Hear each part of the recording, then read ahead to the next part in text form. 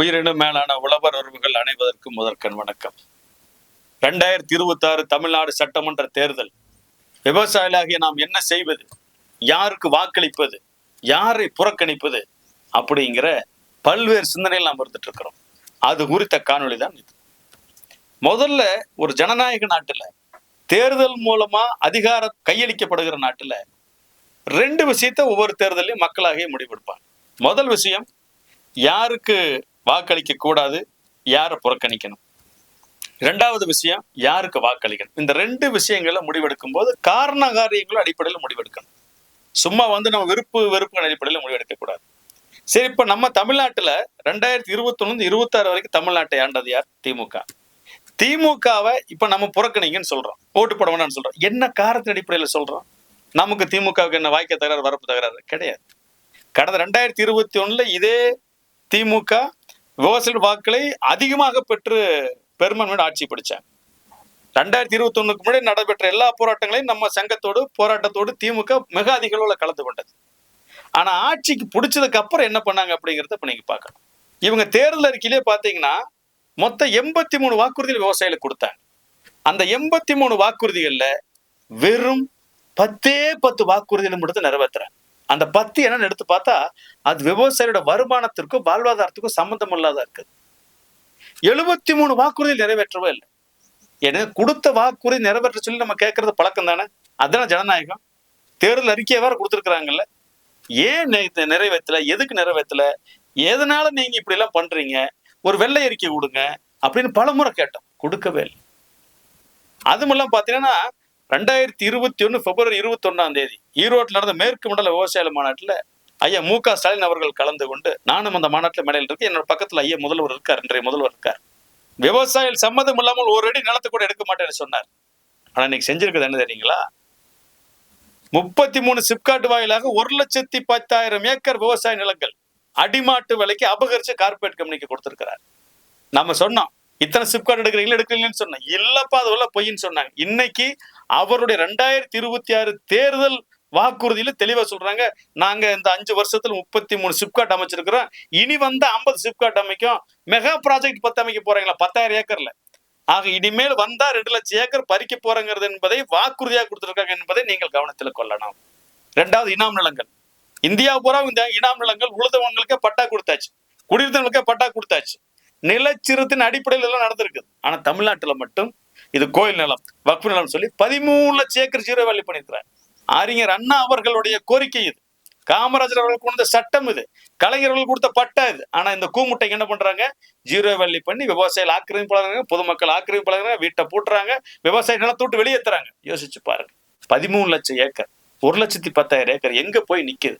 ஆக இந்திய சுதந்திர வரலாற்றிலே கடந்த 5 ஆண்டுகள்ல, ஒரு 5 ஆண்டு ஆட்சி காலத்துல இவ்வளவு அளவு நிலத்தை அபகரித்த ஒண்ணே யாருன்னா திமுக. அது மு.க. ஸ்டாலின் தலைமையான திமுக இவ்வளவு பெரிய அபகரிப்பையும் செய்திருக்கிறது. நெல்லுக்கு விலை கொடுக்கறாங்களே, கொடுத்தாங்களா? இவங்க 2021 வரும்போது 1,850 ரூபாய் நெல்லுக்கு விலை, எம்எஸ்பி விலை மத்திய அரசாங்கம் கொடுக்கறது. இவங்க 2008 என்ன பண்ணிருக்கணும்?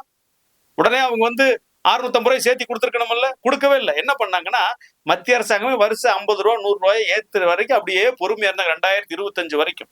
2025 மத்திய அரசு 2,369 ரூபாய் வந்துருச்சு. உடனே 131 ரூபாய் கூட்டி கொடுத்துட்டா, நாங்க 2,500 ரூபாய் கொடுத்தாச்சு பாருன்னு கத்துறாங்க. எவ்வளவு பெரிய அநியாயம் பாத்தீங்களா?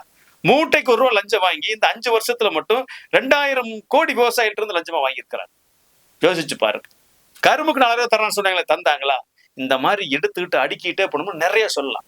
பாமாயிலுக்கு பதிலா நியாய விலை கடைகள்ல தேங்காய் கொடுக்குறேன்னு சொன்னாங்க, கொடுத்தாங்களா? கொடுக்கவே இல்லையே. இன்னும் பல வாக்குறுதிகள் இவர்கள் நிறைவேற்றாத இருக்கு. எல்லா விவசாயிகளுக்கும் நாங்க மும்முனை மின்சாரம் கொடுப்போம், நாங்க 24 மணி நேரம், கொடுத்தாங்களா? கொடுக்கவே இல்லையே. காத்துட்டு இருக்கிற எல்லா விவசாயிகளுக்கும் நாங்க 6 லட்சம் விவசாயிகளுக்கும் வேளாண் உரிமை மின்சார இணைப்பு தருவேன்னு சொன்னாங்க, தந்தாங்களா? தரவே இல்லையே. இப்படி பல வாக்குறுதிகள் நிறைவேற்றாம இருக்கிறாங்க. சொன்னதையும் செய்யல, சொல்லாதது என்னென்ன செஞ்சிருக்காங்கன்னு பாத்தீங்கன்னா, அமைதியாக அறவழியில போராடிய விவசாயிகள். திருவண்ணாமலை மாவட்டம் மேல்மா சிப்காட்டில் சொந்த நிலத்துல போராடிய விவசாயிகளை பிடிச்சு கொண்டு ஜெயில போட்டு என்ன போட்டா குண்டர் சட்டம் போடுறாங்க. யோசிச்சு பாருங்க, இந்திய வரலாற்றிலேயே போராடி விவசாயிகள் மீது குண்டர் சட்டம் போட்ட ஒரே அரசு இந்த மு.க. ஸ்டாலின் தலைமையான திமுக அரசு தான் குண்டர் சட்டம் போடுது. திருவண்ணாமலை மாவட்டம் மலப்பம்பாடி ஏரியில, திருவண்ணாமலை நகரத்துக்கு பக்கத்துல 5,000 லோடு கிராவல் பண்ணி சட்டவிரோதம் அள்ளி கடத்துறாங்க. கொண்டு ஏவாவேலுக்கு சொந்தமா சுகர் மில் வளாகத்துல போடுறாங்க. அங்க திமுக மண்டல நடத்துறாங்க. எப்ப 5000 லோடு கிராவல்னு அரசு சொத்து, இது அநியாயமா திருடுறீங்களா, அனுமதியில எடுக்கிறீங்கன்னு கேட்டதுக்கு 20 விவசாயிகளுக்கு வழக்கு சிறை. கறிக்கோழி பண்ணை விவசாயிகள் எடுத்துக்கங்க. கடந்த 2013 2020 எல்லாம் கறிக்கோழி பண்ணை விவசாயிகள் கூலி உயர்வு கேட்டு போராடிய போது அன்னைக்கு இருந்த முதலமைச்சர் ஜெயலலிதா அவர்கள் அமைச்சர் தலைமையில் முத்தர பேச்சுவார்த்தை நடத்தி கூலி உயர்வு பெற்றுக் கொடுத்தாங்க. ஆனா இவங்க என்ன பண்றாங்கன்னு பாத்தீங்களா? 7 பொய் வழக்கு, 32 பேர் திமித வழக்கு, 12 பேர் சிறை. யோசிச்சு பாருங்க. பல 100 கோடியில தேர்தல் நிதியை வாங்கிட்டு தேர்தல் நேரமோட பார்க்காம விவசாயிகளை பிடித்து கைது செய்து சிறையில் எடுத்து போராட்டத்தை ஒடுக்கியவர்கள் இவர். ஆக சொன்னதையும் செய்யல, சொல்லாதது இவ்வளவு கொடுமைகளை வன்கொடுமைகளை பண்ணியிருக்கிற இவர்களை நாம் தமிழ்நாட்டு விவசாயிகள் புறக்கணிக்க வேண்டும். 36 காரணங்களை பட்டியலிட்டு இருக்கிறோம். எல்லாமே ஆதாரத்தின் அடிப்படையிலானது. எனவே இந்த தமிழ்நாட்டில் இருக்கிற நடக்கிற சட்டமன்ற தேர்தலில் நீங்க வர்ற 23ஆம் தேதி அன்னைக்கு திமுகவுக்கு வாழிச்சிங்கன்னு தமிழ்நாட்டு விவசாயிகள் வாழவே முடியாது. இவங்க ஆவுனா சொல்லுவாங்க பிஜேபி பிஜேபி பிஜேபின்னு சொல்லுவாங்க. கடந்த நாடாளுமன்ற தேர்தல் 2 தேர்தலையும் பிஜேபி தமிழக விவசாயிகள் பாதுகாப்பு சங்கம் பரப்புரை செஞ்சது. பிரதமர்களுக்கு கருப்பு கொடி கூட காட்டணும். இது சட்டமன்ற தேர்தல். உங்களுக்கு 40 எம்பியை கொடுத்தாச்சு. நீங்க அங்க போய் எங்களுக்கு போராடி வாங்கிட்டு வரணும். நாடாளுமன்றத்துல எந்த போராட்டமே நீங்க விவசாயிகளுக்காக பண்ணவே இல்லை. அமைதியா வந்துட்டீங்க. உங்க சுயநலனுக்கான போராட்டத்தை மட்டும் தான் நீங்க நடத்துறீங்க. ஆக பிஜேபி செய்யற தவறுகளை கேட்க வேண்டிய நாடாளுமன்ற தேர்தல் விரைவில் வர இருக்குது, அதுல கேட்போம். இது சட்டமன்ற தேர்தல். கடந்த 5 ஆண்டுகளா இவர்கள் செய்த தவறுகளை கேள்வி கேட்க வேண்டிய நேரம். ஆகவே இந்த சட்டமன்ற தேர்தலில் இந்த சட்டமன்ற தேர்தலுக்கான பிரச்சனைகளை முன்வைத்து இந்த தமிழ்நாட்டில் இருக்கக்கூடிய விவசாயிகள், பொதுமக்கள், தொழிலாளிகள் அனைவருமே திமுகவை புறக்கணிக்க வேண்டும். திமுகவுக்கு வாக்களிக்க கூடாது. திமுகவை 0 வேல்யூ பண்ணி வீட்டுக்கு அனுப்பணும். யாருக்கப்பா ஓட்டு போடுறது, யாருக்கு தான் ஓட்டு போடுறது அப்படின்னு நீங்க கேட்கலாம். மிக தெளிவா சொல்றோம். அதை நாங்கள் விவசாயிகள் ஆகிய உங்களுக்கு கொடுத்துடுறோம். ஜாதி அடிப்படையில் வாக்களிக்காதீங்க, கட்சி அடிப்படையில் வாக்களிக்காதீங்க. விவசாயிகளுக்கான கோரிக்கைகளை யாரு வாக்குறுதியில கொடுக்குறாங்களோ அதுல யாரு மேல உங்களுக்கு நம்பிக்கை அவர்களுக்கு நீங்க வாக்களிங்க. யாரையும் பிடிக்க நோட்டாவுக்கு கூட ஓட்டு போடுங்க, ஒன்றும் பிரச்சனையே கிடையாது. ஆக திமுகவுக்கு வாக்களிக்க கூடாது, திமுக புறக்கணிக்க வேண்டும், திமுக வீட்டுக்கு அனுப்பணும், இதுதான் முக்கிய இலக்கு. வேற யாருக்கு வேணா வாக்களிங்க, பிடிக்காட்டி நோட்டாவுக்கு ஓட்டு போடுங்க. இவ்வளவுதான் தமிழக விவசாயிகள் பாதுகாப்பு சங்கம் வழிகாட்டுதல். இதுதான் என்ற நிலைமையாக இருக்கிறது, உண்மையா இருக்கிறது, யதார்த்தமா இருக்கிறது. விவசாயிகளுடைய கடுமையான வரவேற்பை பெற்றிருக்கிறது.